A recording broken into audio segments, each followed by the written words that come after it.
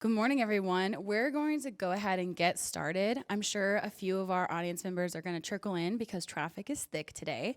But we're going to go ahead and get started just for the sake of time. Are we good back here with our camera? Yeah? Awesome. Great. Thank you all for coming to our session. We're really excited to share more about our programming and just get to know a little bit more of you and then invite our panelists up. So, for starters, my name is Ebony Nash, and I serve as the DEI Program Recruitment Manager for the Industry Partnerships team at MSU Denver in the C2 Hub. Hi, everyone. My name is Eunice Reyes. My pronouns are she, her. I'm the Equity and Career Success Coordinator, also for C2 Hub. I'm kind of Ebony's flip side. I support students in their career journey, regardless of where they're at, specifically focusing on students with marginalized identities. Yes, and I am more focused on the employer side. At our work, our colleagues actually call us Team Double E because most of our programming, you'll get to meet both of us at the same time. All right, so here today we're going to be talking about the Compass program primarily, along with another kind of adjacent program called Career Trek. But we'll focus on Compass for now. Compass stands for the Community of Mentorship Professionals and Student Scholars. It's an intentional program dedicated to serving students with marginalized identities on their career path, regardless of where they're at, if they're at the beginning of their career journey or at the very end and they need a job ASAP. We support them on all levels. And Compass used to be a grant-funded program. It still is somewhat grant-funded, but I'll talk about that a little bit later. And it's now a year-long program. We piloted this as a semester, realized that students and our mentors needed a lot more time to connect, needed a lot more time to form those relationships that we were trying to foster. So we've extended it this year to a year-long. It really is a student-driven program, meaning that our mentees are able to engage with people how they want to.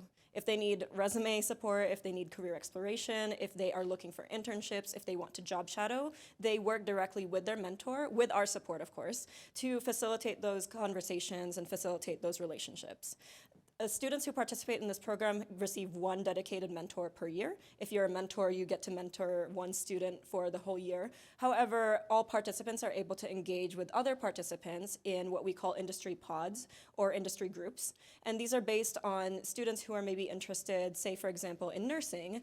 There are 5 students interested in nursing, paired with their individual mentors, put into a group of 10 people who are interested in the nursing industry. So that's kind of how we facilitate those individual and group mentorship opportunities. Plus, you'll get to hear a little bit from Kunal, who's our partner through Mentor Spaces, which is our app that we use to facilitate those conversations.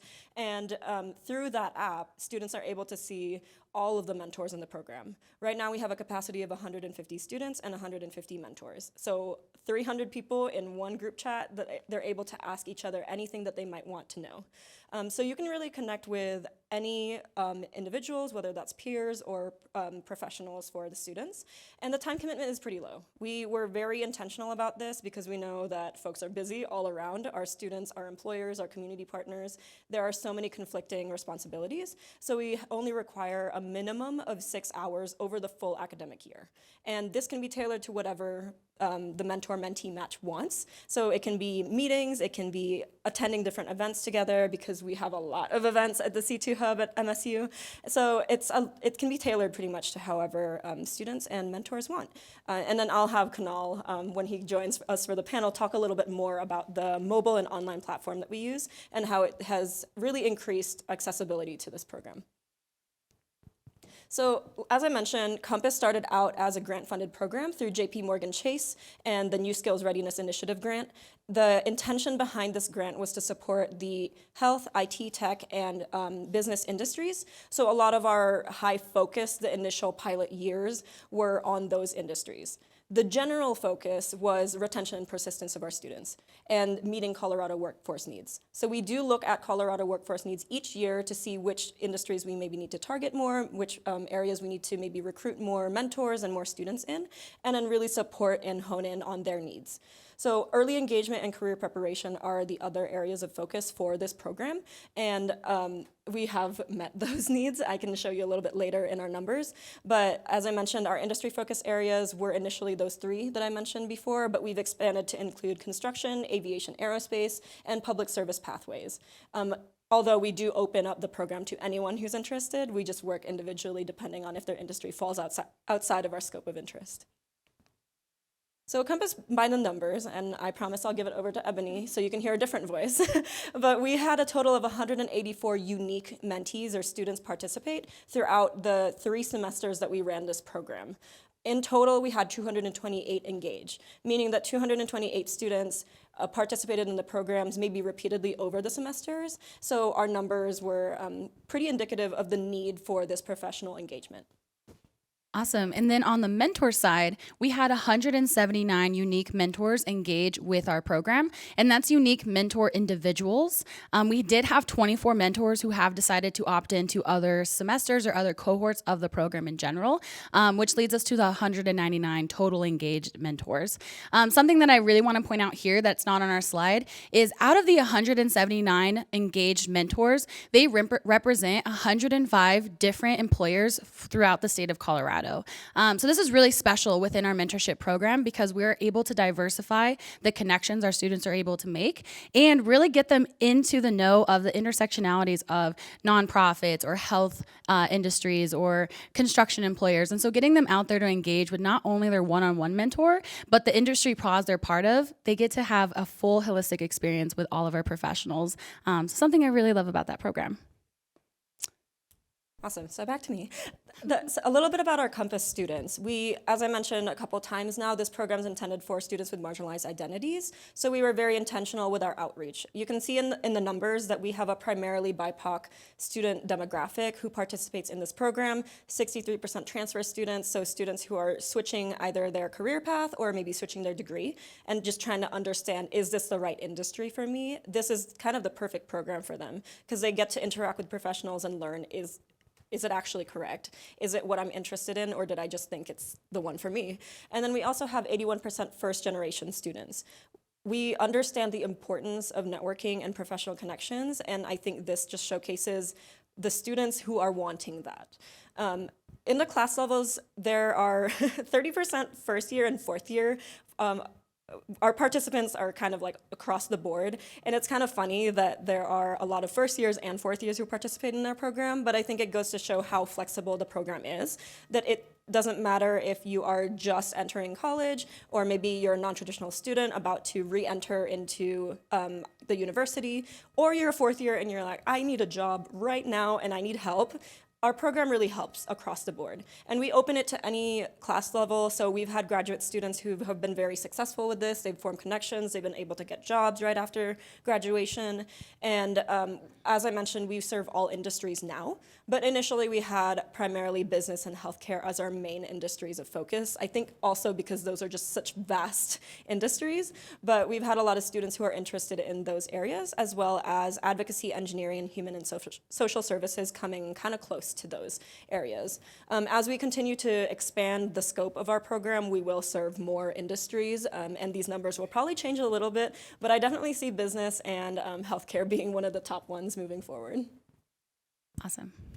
I just want to also take a pause and reiterate the importance of our program is really to get our students in front of employers and get them engaged. Something that's really special about our program is it is participant driven, so individual driven, allowing the student to say when they want to engage with their mentor or allowing the mentor the opportunity to reach out when they have the capacity. So it is a very flexible program and it is very replicable for all industry pathways. We find this to be very special for our students, and it's very inclusive and equitable as they begin their journey, and also helps us in tracking our main outcome, which is persistence. Will they pursue continue pursuing their degree with MSU Denver? Will they continue on with their mentor? Will they go on and get a job in an industry that they have decided to get a degree in? And so that's something we really like to focus here.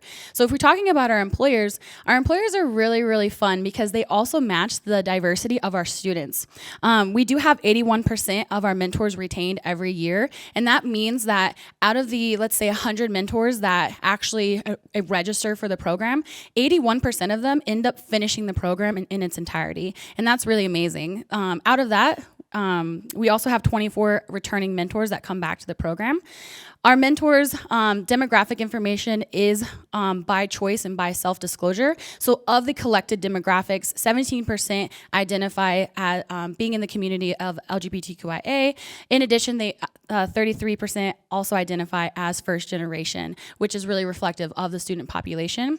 Something I really like part of our program is mentorship isn't just for those entry-level employers, entry-level professionals. It's for everybody. We see a high level of executives actually taking advantage of our program and getting engaged with our students because it's a mutual benefit. They're able to learn from students what are the things they want, what are the things they're looking for in employment, what are some of the things coming up the pipeline that, as an executive, you would like to know in your business and in your recruitment and retention strategies. Our main percentage of employers are mid-level.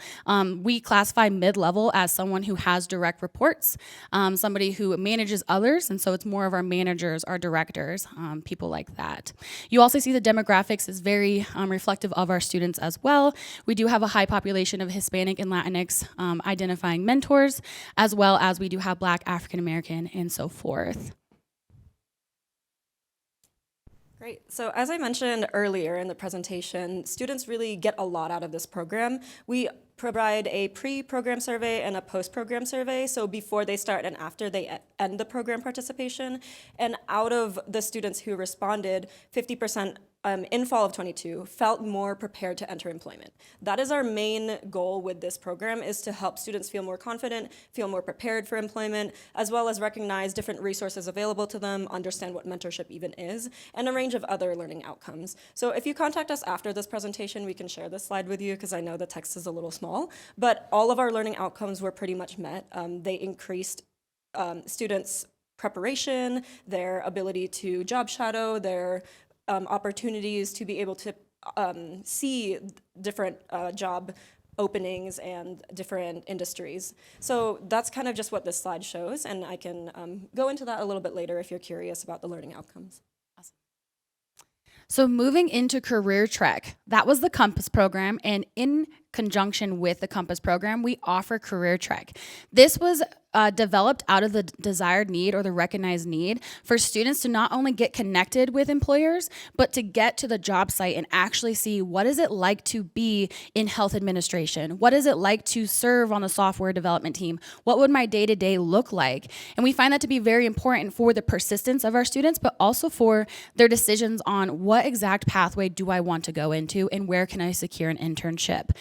So Career Trek is a semester-long program. It focuses on 5 different employer sites, and it is only 4 hours. We chose a half-day job shadowing just to be inclusive for our employers who are hosting the sites, as well as our students who, more than likely at MSU Denver, have other jobs, other responsibility, have children, and they have other obligations to attend to. So a 4-hour job shadowing experience is a much lighter lift than a full day experience itself. Within the 5 sites, we intentionally recruit which employers we would like to host the sites based on their industry need, the demand, and the interest of students, but more specifically on their recruiting cycles. For example, business is really highlighted in the fall because they're looking for interns and potential hires for the spring to get ready for tax season. So we really focus in on those opportunities in the fall to better prepare and align our students' interests with our employer sites. It is a group structure, so between 5 to 15 students will go to the job shadowing site. We do not intentionally recruit more than 15 students, just to keep the group size small and allow that relationship between employers and the student learners. We also do send staff along to be able to answer questions within the industry or within the C2 hub. It also helps deepen our relationship with our employer partners. If you see here, these are our 2022-2023 site partners. They all hosted a job shadowing site. Half of them are actually going to host another site this year. If you look too, they're very diverse when it comes to insurance, business. We have software development, manufacturing, construction, history, anthropology. These are awesome sites because they meet the needs and interests of our students. My favorite part about Career Trek is we saw students not only go to Parcel, but end up going to Calabria and Dynatrace, Hensel Phelps, because they want to diversify their connections with our employers and professionals, but also what they do could be applicable to different industries. So some of our communication students might go to all of these because communications is at every single one of our employer partners. So we do not narrow it down just to a specific industry or major. It is open to all interests because they apply everywhere. Great, and I'll talk a little bit about our numbers for Career Check. It's pretty reflective of Compass, especially since Compass participants get priority registration for Career Check. We want to be intentional about that pathway, so maybe their mentor is actually someone who's hosting a job shadowing. They can go there and get that early entry kind of exposure to career development. And the race of our students who participate in this, primarily BIPOC as well, 59% transfer, 77% first gen. So again, reflective of Compass. And through individual conversations that I've had with students, the transfer students get a lot out of this because I was talking to one student, she had 10 years of experience in telecommunications, and she said, I really want to enter into something similar to cybersecurity, and she went to Dynatrace, which is kind of adjacent to that area, and so she was able to kind of understand, is that the area that she wants to go into and pursue before she solidified her major coming into MSU. And the great thing about Career Track is that it's not just about employer retention and recruitment, it's also about student outcomes, and we had 4 students that I know of so far who have been able to get internships or part-time jobs as a result of participating. And on the next slide, you'll see a little bit about our student success stories. These are just 2 from these 2 programs. The first one is Jihadu, who is a junior computer science major, and he participated in fall 22 in Compass and Career Track. So again, that kind of dual participation was very helpful for him because he said that Compass really built his confidence with networking, built his confidence with pursuing what he really wanted and just putting himself out there, taking that risk. And as a result, he participated in the Parcel job shadowing and got an internship, which he eventually was promoted to a part-time position that he's currently in now, that is flexible to his class schedule, his class needs, and they're just very understanding of his life as a student. So he really loves it there. It's really helping his development as a computer science major and his goals with data. I think data science is one of his goals areas to improve in.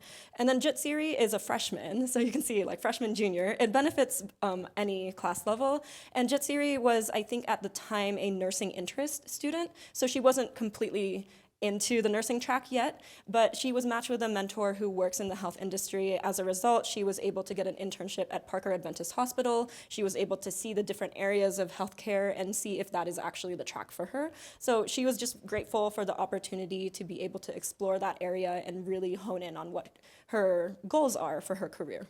And those are just 2 stories. I'm sure there's more.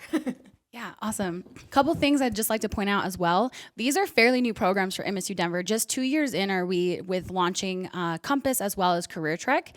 And just to see the high impact as it has on students and individuals is huge. We have these students, we've built relationships with them. They see us on campus, they recognize us, they want to get engaged. And not only do they come to our Compass and Career Trek events, but they end up coming to our identity-focused events as well, our DEI events, because they recognize us and they want to get engaged with our employers who are ready to invest back into them. Not only that, but this has really helped our employer partners in the recruitment and retention strategies. For mentors, we're seeing a really high interest from our employers who are ready to invest more than 1 person, but maybe 10 people into the program itself to be a mentor. So for example, Boeing is one of our mentor employers from last year, and they had 10 employers join our program to satisfy their volunteer requirements in their professional development. So mentorship is really huge. It's not just an extra lift. It could be intertwined in your business to really diversify and help invest back into your employers. And now we would like to invite our panelists up. We do have a great panel ready for you today that represent all sections of our programming. So panelists, if you want to come up this way. We not only have a mentor that has been part of our program, not just last year, but here, Jennifer.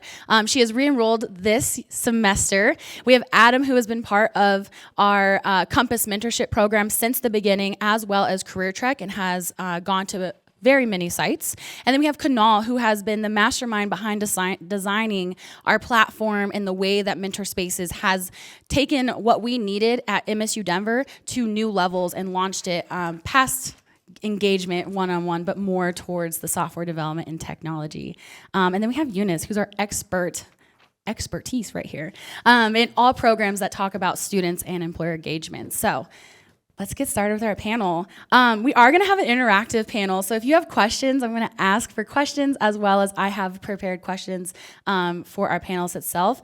But for starters, I'd love for our panelists just to take a moment to introduce yourself and talk about who you are, what do you do, and then what is your engagement with Compass and Career Trek programs. Adam, do you want to start? Thank you, Ebony. My name is Adam Nakamura. I am a non-traditional student at MSU, and I am in my second year. And I am grateful for the resource of Compass and Career Trek, and they're helping me build my confidence and find my path after school. Thank you. Good morning, everyone. My name is Jennifer Gantz, and I started a firm called Jennifer Gantz Coaching and Consulting, and I go into organizations and actually work with them a lot in relation to this Compass program, not bringing the Compass program in, but mentorship and professional development, tailored learning and development. So I really got into that because I worked at Lehman Brothers when they went bankrupt and ended up working there for 5 years after the wind down, and it really went into my consciousness about work environments and how important they are to our workforce, especially in corporate America. So that is really what kind of dovetailed me into this work. Thank you. Hi, good morning, everyone. My name is Kunal Parbadia. I am the VP of Operations of a company called Mentor Spaces, and I'm also a co-founder of the organization. We have launched an app that helps individuals, specifically underrepresented professionals, advance in their careers through the power of mentorship. So our platform facilitates one-on-one and group conversations between students and young professionals with industry professionals. So this Compass program that we just heard about is very much aligned to our mission and vision of the company. So it's been a great opportunity for us to work with Compass, launch our platform, help scale the mentorship program that Compass has provided to individuals at MSU Denver, and really make sure that we're always providing solutions that reduce the administrative lift of launching programs. So if you have questions about how to manage mentorship programs from a services side or from a platform side, I'm happy to answer those questions. I don't think I need to introduce myself again. Awesome. I'd like to just start. Is there any immediate questions about the program or anything in general from the audience? Seeing none, I'm going to jump right into my questions. And Kunal, I'm going to start with you.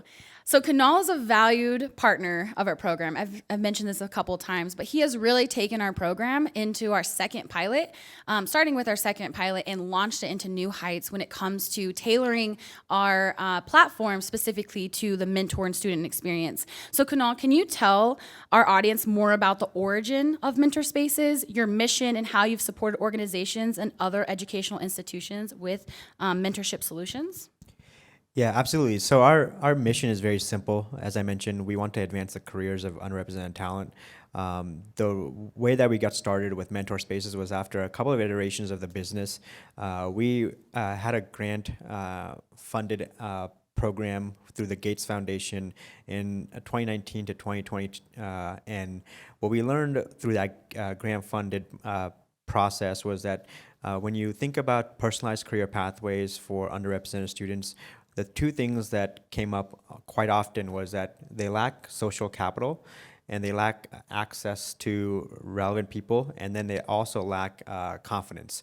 And so with our platform, what we decided was that with mentorship, you can really give people the access to social capital that they're looking for, and then if they can see somebody who looks like them in a role that they want to attain, then they start building confidence around how to approach that career path. So with Mentor Spaces, we launched around COVID. So this was the time when everybody was going virtual.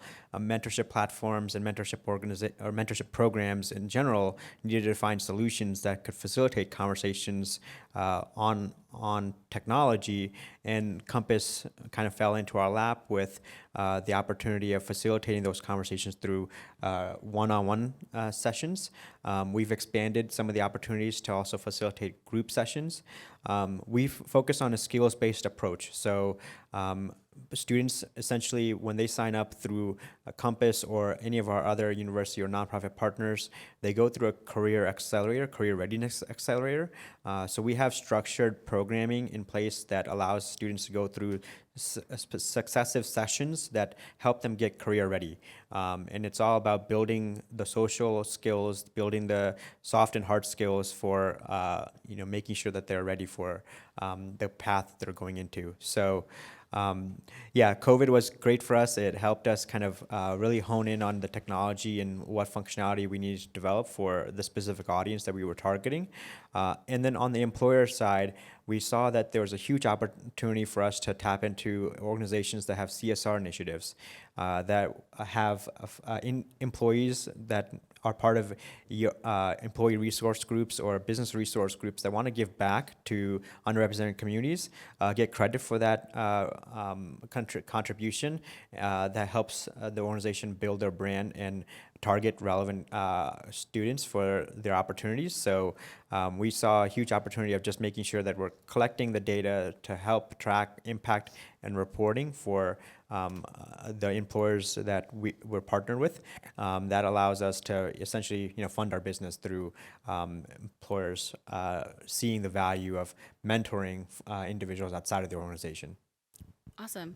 Thank you so much. So in addition to this, Kunal has actually served as a mentor to Eunice and I as we've created this program, structured it, and also continued to tailor it to serve our employers and students.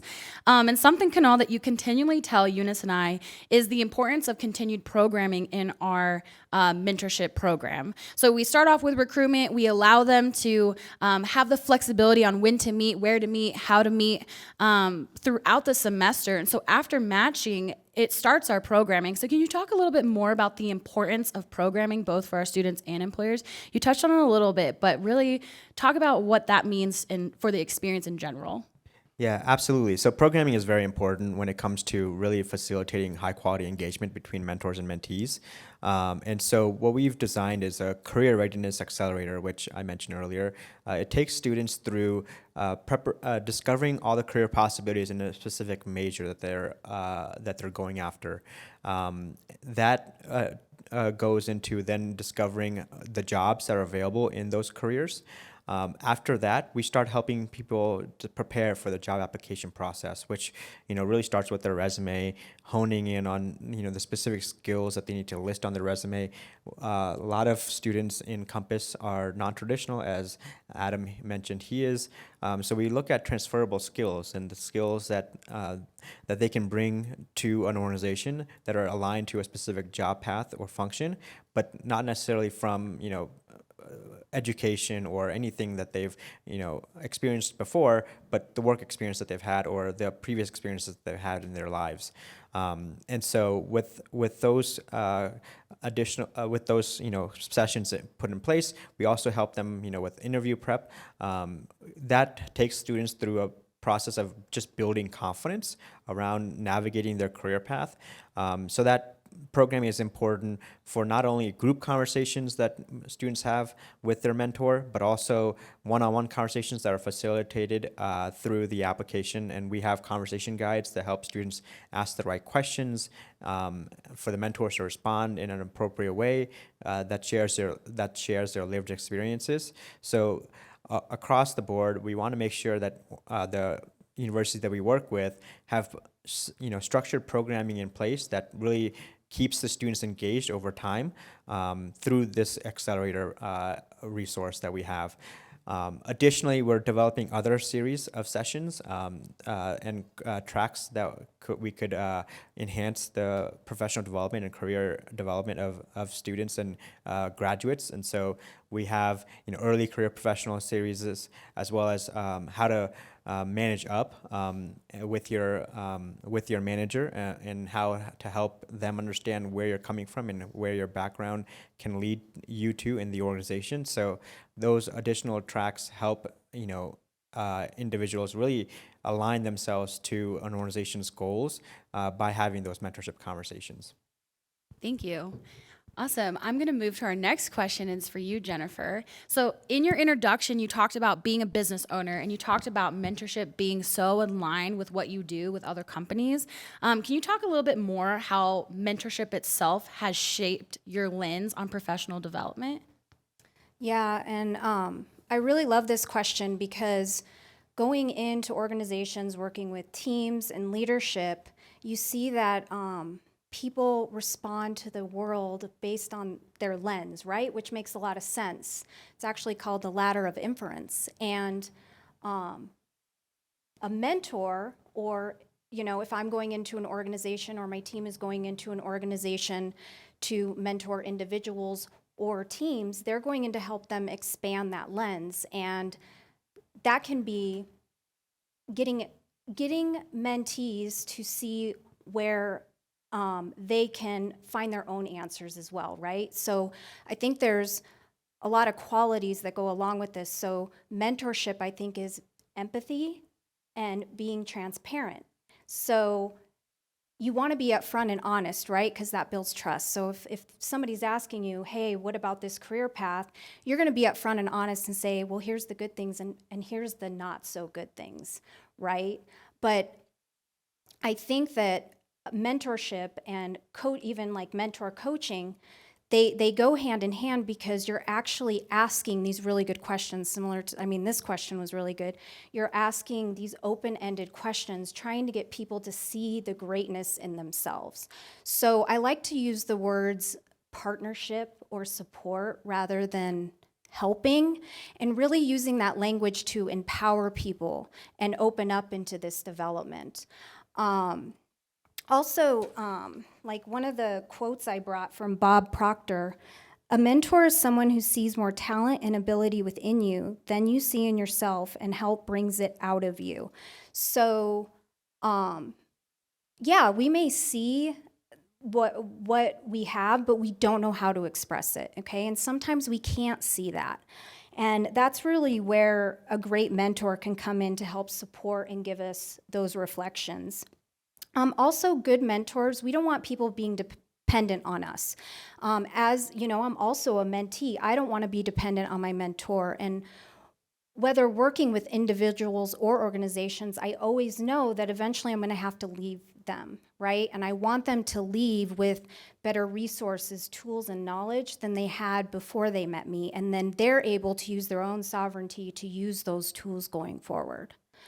So I would say, in terms of what I shared, it's in alignment with what the Compass program, I think, values in terms of what mentorship is, and really is how I like to go into organizations and work with their teams and leadership.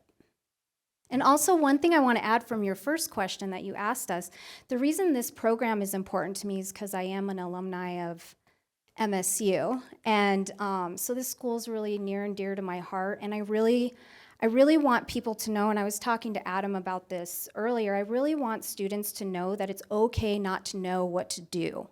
Like, you really want to be where you're at, and that's a really great opportunity because then you have a lot of choices, and then you can start sifting through everything and seeing what you want and don't want. So there is power in not knowing, and I really want them to know that. That was awesome. Thank you. Is there a follow-up question from the audience anywhere? I have to. Go ahead, right here. Or hold on, let me get you the mic, actually. I'll meet you. I was like, I can come down to you. There you go. So in terms of mentors, I work with a program that also does identity-based mentorship. And I'm a little curious on like how you have such great retention rate with your mentors, and what's that application process look like, and how are you staying connected with mentors throughout the year to kind of check in with them and see like how are things going with you and your mentee, and is there communication falling through the cracks sometime? But yeah, just a lot of questions around like how are you connecting with your mentors throughout the year when 6 hours of their time is only requested of them each year? Thank you. Thank you. I'm going to open that to anyone on the panel. Maybe Eunice, Jennifer, Adam. I saw Jennifer unclick her mic, so. Well, so because I do this out in corporate America, there is a certain degree of follow-up and accountability. So when I first started in this program, my first conversation started with a commitment and accountability, and that my time is just as valuable as theirs. And I am flexible, and here are my boundaries around canceling, things like that. I'm reasonable, all of that. So making them feel, making everybody feel comfortable, right, that I'm working with, and letting them know I am reasonable, but also they are going to get a lot out of this if they stick with it, and it's really up to them. So I don't know if that answers your question. Yeah. Kunal, I see that you Yeah. have something to say. So for us, when we go into organizations, whether it's a university or one of our corporate partners, we first of all make sure that the audience that they select is very, very specific to the goals that they're trying to achieve for the program. So it comes down to making sure that the vision of the program is very much set in stone, and then the audience that they recruit from the mentor side is aligned to that vision. Then we also show how easy it is to engage. For us, we typically require just 30 minutes a month for our programs of mentorship conversations. So if you have one 30-minute conversation a month with your mentee, you're already providing impact. And then the third thing is really helping them understand that all they have to do is to share their lived experiences. They don't have to. We have a mentoring expert on the team, and he's written a book called Modern Mentoring, and he has a very great framework around how mentors what their roles and responsibilities are for mentorship conversations. But one thing he always says is, don't make stuff up, right? You don't have to make up things that you don't know anything about. Refer the mentee to other folks in your network. But if you just share your lived experiences around, challenges and obstacles that you've had to face and overcome, that helps the mentee already, navigate their career path. So that's explaining the simplicity of mentorship is important through the onboarding process. And then once they're onboarded, we do have training. We do have mentor check-ins. We do every 3 months at least for our programs. If they're a year long, we do mentor check-ins. During those mentor check-ins, we help.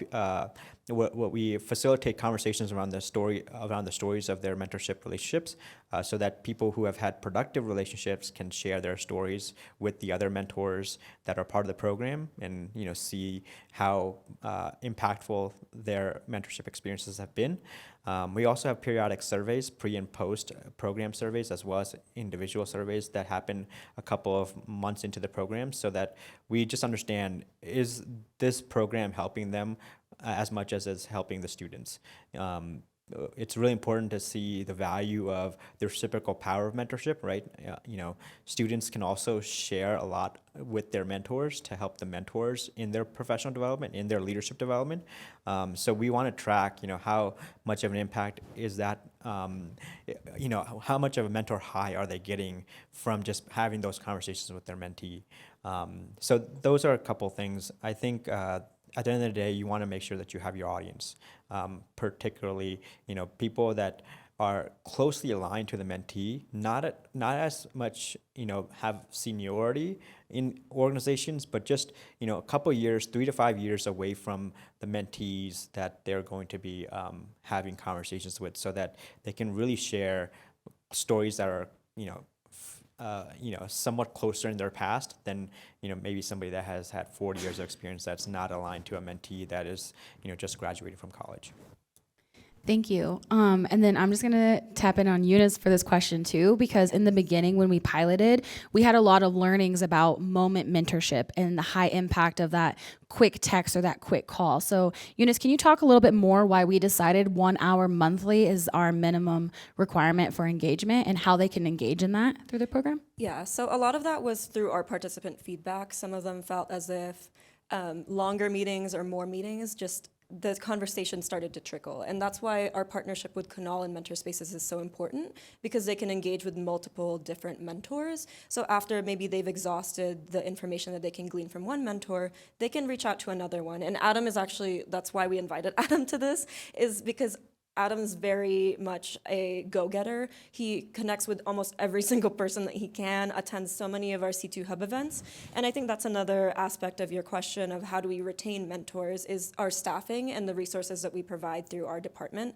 So mentors focus in on the conversations of, as Kunal mentioned, their lived experiences and what their career journey is, as opposed to the nitty-gritty of resumes, even though they can support with that as well. But we redirect some students to our services through our career services, our different job fairs, maybe our cover letter workshops, instead of having that 1 hour time block be dedicated toward more of a logistical or nitty-gritty thing. They can talk more about their experiences and their identities and their just their trajectory throughout their career. So again, focusing in on that identity piece in our mentorship program, I think that's the most important.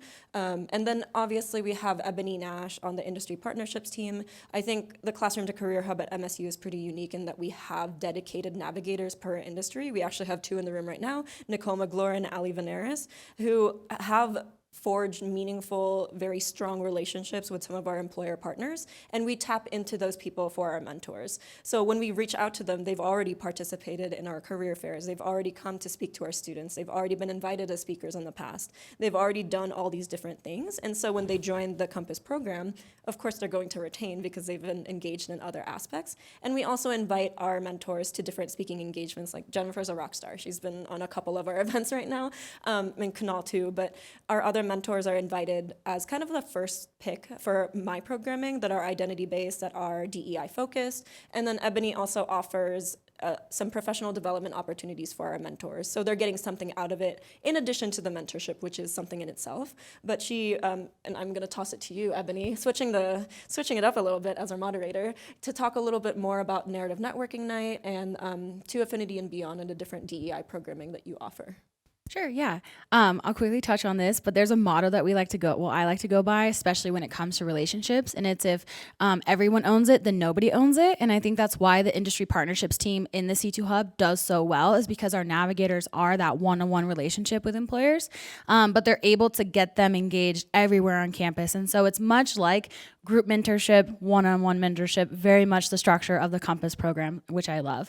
To Affinity and Beyond is our DEI initiative to get employers, faculty, staff, students, community members all together in one room to center in conversations regarding identity-based topics.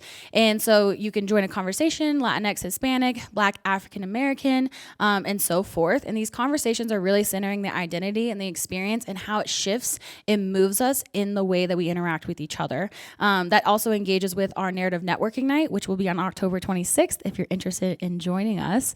And it's just an opportunity to network with individuals without the professional accolades and more centered in on your lived experience, which is also a great opportunity to get engaged with our students. I did see one more question over here. Yeah, you still have it? Great, let's do it. Good morning. My name is Brandon.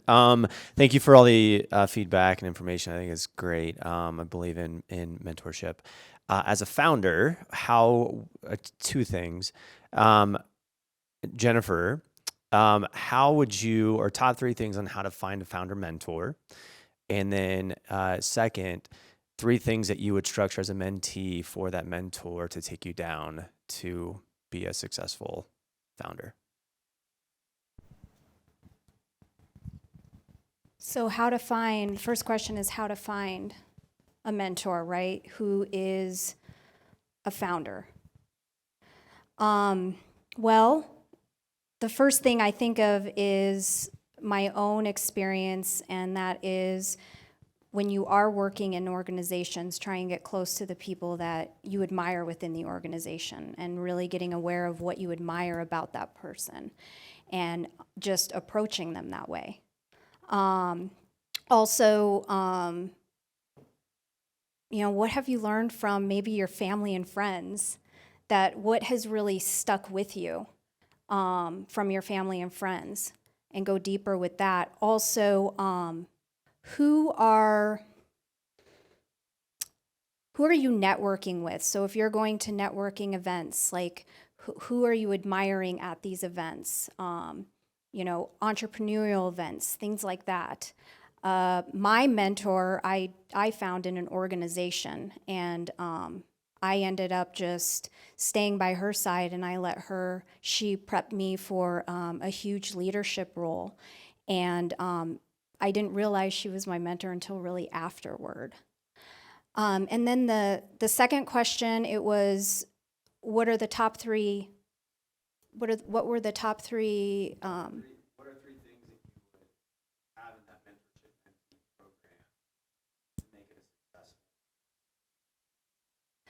I think part of it would be the coaching aspect. And that is because I think it's really important to extract the answers out of the individual when you can. Get them to really critically think, and that requires asking really good questions.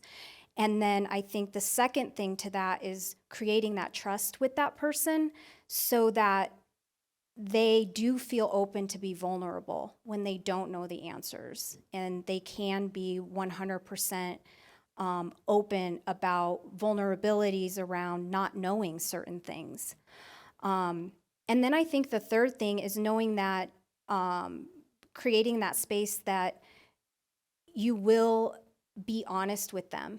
You will tell them, like, my biggest thing is when I'm coaching people, I'm direct. So I want your permission up front. Are you okay with me being direct about something? Or, are your feelings going to get hurt about that? I really want to know, because we can get there faster if that trust is there, and I can be direct and say, hey, this looks like a blind spot. And then we can talk about that.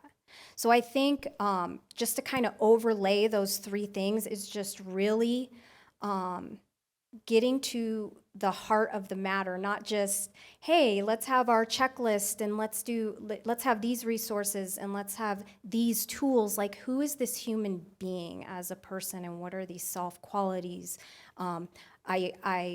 I also do a lot of emotional intelligence in organizations, and I think that that's important to human connection. So it's really in getting to the heart of the individual. It's not just, I want this person to succeed and I want to feel good as a mentor.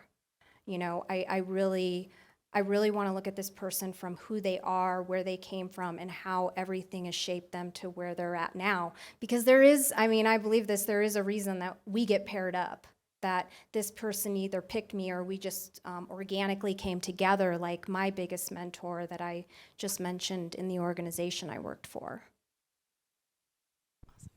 Thank you. Kunal, you want to mention?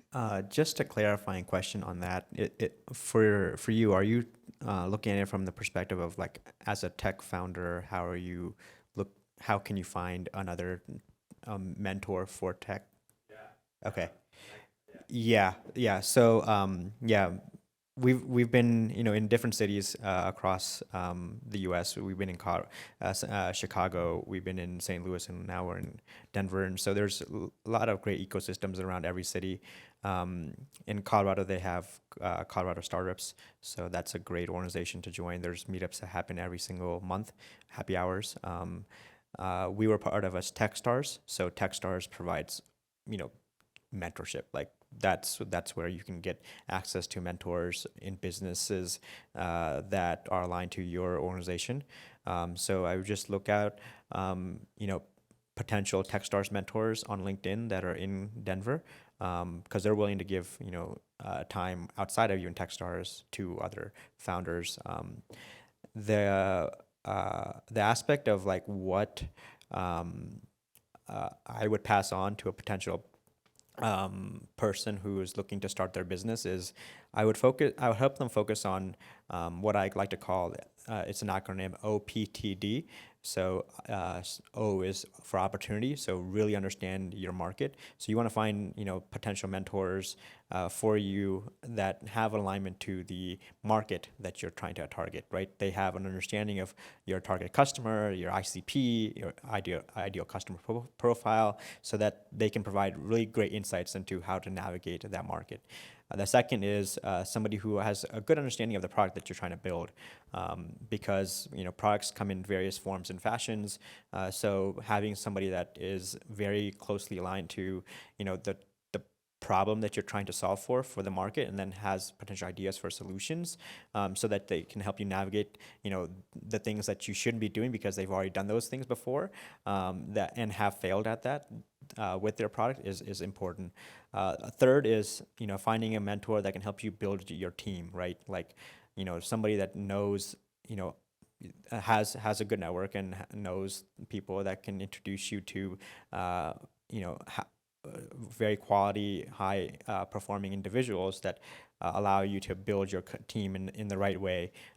Your team is the most important thing for any startup or any initial business. And then the final thing is the D, which is the deal, right? You want to have a mentor that helps you navigate the investor market. VC world, the angel world is very tough, especially this year. But you really need somebody that can help you navigate that in a very methodical way, because you don't want to give up your company as you're building it, right? You have to go through it very strategically. You have to know when to raise. You have to know how much to raise, and also who to raise from, right? Like those investors should be helping you build your business forward, and your mentors can help you navigate that as well. So yeah, look for networks that are around Denver Startup Week. There's so many organizations that were part of just throwing this week together. And Colorado Startups is a great organization that has a number of networking events. There's a number of media groups that I've heard this week as well that I can share if you reach out to me on LinkedIn. Thank you. I saw we had one more audience question over here. And then Adam, I have a question for you. So just preparing you. Hi, Stefan, my name is. I had a question, but there was, I need a clarification question before I ask the question. Kunal, you talked about finding mentorships that were just mentors that were just a few years removed from the experience of the mentees. Okay, good. I did hear it right. Typically, in my experience, mentors are people towards the end of their careers. So it's much more a parent-child relationship, whereas you're discussing much more of an older sibling relationship. And that's an interesting paradigm for me for mentorship, for the mentorship model. Well, first of all, it just struck me. So my question is difficult. How are you then looking for those relationships, and what is the role for someone who is further towards the end of their career as a mentor in your model? Yeah, so great question. There's various forms of mentorship, and you can go, and there's a spectrum, right? There's coaching, there's advising, and then there's mentorship, which sits in the middle.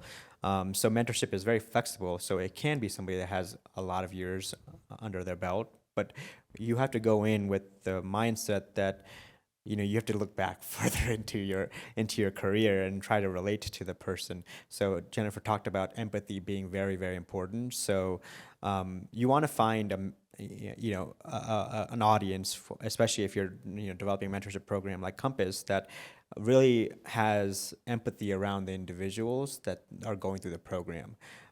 So we think from our research that you want to find somebody that's closer as a peer than somebody that has much more seniority, because then it becomes a parent-child relationship or a coaching environment where it's not necessarily sharing your lived experiences, but telling somebody what to do, right? And from a mentor perspective, it's not about telling somebody what to do.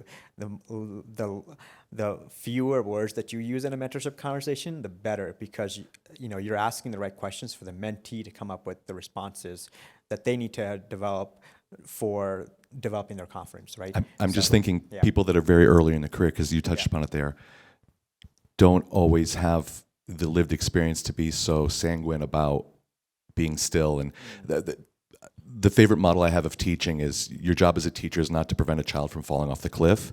It's to catch them at the bottom so they don't die. So it's like, yes, you want to let them make mistakes, but not fatal mistakes. And often it takes someone much older to sort of have the confidence of like, no, with the scene from Finding Nemo when he juts out of the thing, he's like, no, let's see how he handles this. And it's like, it takes a lot of experience to be like, no, it's okay. Sorry, I don't really have a question. It was just really, it just really No, flipped my it head on is- it, so I appreciate it. Yeah, it is an interesting way. It's very interesting, and there has to be a lot of research around this. What we've learned through just interacting with our students is that even if people have 2 to 5 years of experience, they still have a lot of experience that can relate to the students, especially on certain specific things like applying to a specific job, right? If I was to go and mentor a student about applying to a job, I would do it in a much more specific way than maybe, my uncle, who I look up to as a mentor, who's another founder of another business, who's, 40 years into his career. So there are specific, experiences that a mentor who has just a few years of experience under their belt can relate to a student. So, with the approach that we have, like Eunice said, you can have multiple mentors. You just don't have to have one mentor. In modern mentoring, the approach is taking those networking relationships and building long-term, lasting relationships where you may have a conversation or a couple conversations in a series for 3 months, and then you go off on your own and try to apply the things that you learned from your mentor, then maybe circle back to the mentor a year later and see how things are going. So it's not like you have to have these consistent long-term relationships that have very specific points in time that you're meeting, but you can always come back to those relationships after learning something from the individual. Go ahead, Eunice. Do you mind if I just hop in really quick on that? Something that I tell the students, because they're all required to complete an orientation, we incentivize the program and provide a gift card if they complete the requirements, but something I always tell them in orientation is your mentor, in a way, is kind of your GPS. And at the end of the day, you can decide to follow that GPS or not.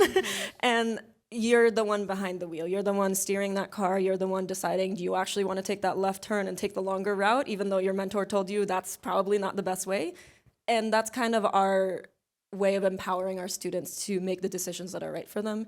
I don't want to talk. Yeah. Kids always ask me, why do I avoid Colfax, Colorado Avenue, GPS? Like, those streets annoy me. You might know, but sometimes people need to experience things for themselves. Yeah, and I want to give space to audience questions and Adam, of course. Yeah, thank you. And I'll just mention too that personally I mentor individuals who are in their 50s and 40s, mainly because my experience is a lot different than theirs. And so I love the reverse mentorship model of our students getting to mentor our employers on what to expect when the upcoming workforce is on its way. Right? Isn't it exciting? I love it. Yes, right here. Do you want me to bring the mic?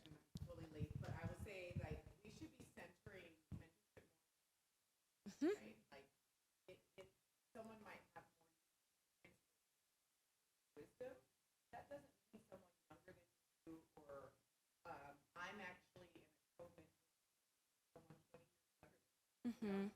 So I think we are saving our wisdom when we only think that age is the only thing that gives us something. There are savings, right? Right. Thank you. We have time for just one more question, and I'm going to give it to Adam. You didn't get off this panel yet, Adam. So Adam is one of our Rockstar students, has been part of our Compass mentoring program since the beginning, and has engaged in many career trek engagements, as well as a lot of on-campus opportunities. So Adam, how has your engagement with all these programs, the mentoring, the career trek, how has all of it really given you more development or impact on your future trajectory, on your career trajectory or your degree? How has it impacted that? It's really helping me find my way. The Mentor Space app is very easy for me to look what people have to offer, and I pick and choose who is in the field that I want to get into. I will be reaching out to Jennifer. It's easy. I just looked it up and I seen that she's in personal development and coaching, entrepreneurship, and that's what I want to do. It provides me the ability to scroll through all of the mentors to pick and choose. And Eunice has been helping me stay focused. She's been reaching out and suggesting people that I might have crossed over on the Mentor Space app. And there's everybody who I reach out to, they do let me schedule time with them, and I get their undivided attention, and I get quality advice. Career Trick and the job shadowing helps me to go into these companies and sit down with somebody who I wouldn't be able to go and approach. CEOs of board, I'm getting quality advice on what not to do, and I'm building connections. It's becoming more apparent that it's not only what you know, it's who you know. So building that network is what I'm going to take with me most. Awesome. Thank you so much, Adam. And thank you all to all of our panelists. Can I get like a small round of applause for them? Thank you, thank you. Awesome. Thank you so much for joining our session. We really enjoyed having you. I'm going to slip back to our beginning stage slide. So if you're interested in gaining these slides, or if you did hop in late and you're interested to learn more about our data, the things that we presented prior, please feel free to reach out to Eunice or myself, and we would love to send these slides over to you so you can have them. We'd also love to facilitate any type of questions you might have via our email, and we can also connect you with any of the panelists if you also have follow-up questions. So thank you so much, and enjoy the rest of Denver Startup Week.